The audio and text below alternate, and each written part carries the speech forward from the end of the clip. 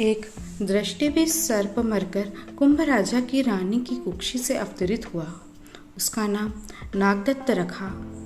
यौवन अवस्था में पहुंचने पर एक बार अपने झरोखे में खड़े खड़े नीचे जैन मुनियों को जाते देखा और सोचते सोचते जाति स्मरण होते ही उसको सर्प का अपना पूर्व भव याद आया। उसने नीचे उतरकर साधु महाराज को वंदन किया। वैराग्य उत्पन्न होने से दीक्षा लेने के लिए भी तैयार हुआ।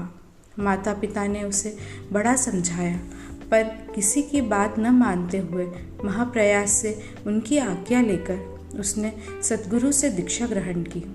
वह तिर्यंच योनि से आया होने के कारण वेदनी कर्म का उदय होने से वह भूख सहन नहीं कर पाता था।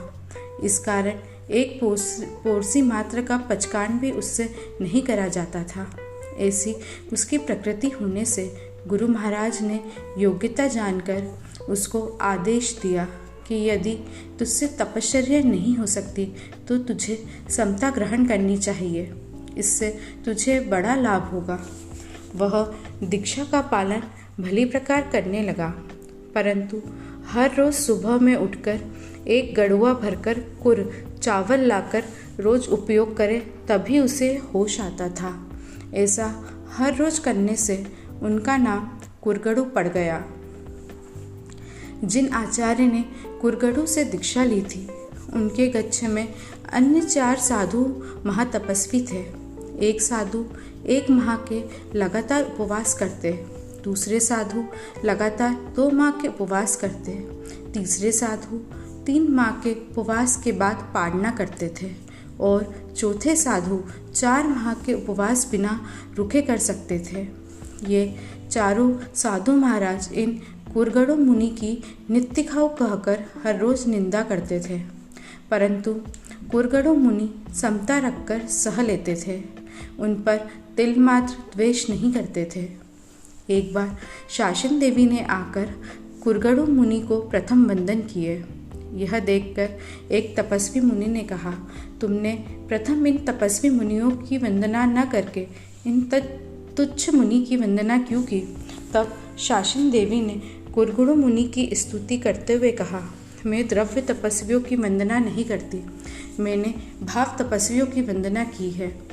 एक महापर्व के दिन प्रातः कुरगड़ू मुनि गोचरी के लिए आए और जैन आचार अनुसार उन्होंने हर एक साधु को बताकर कहा, आप में से किसी को उपयोग करने की अभिलाषा हो तो ले ले। इतना सुनते ही तपस्वी मुनि क्रोधायमान होकर जो तो बोलने लगे और कहा, इस पर्व के दिन भी आप तप नहीं करते? धिक्कार है आपको, और हमें भी प्रयोग लेने के लिए कहते हो।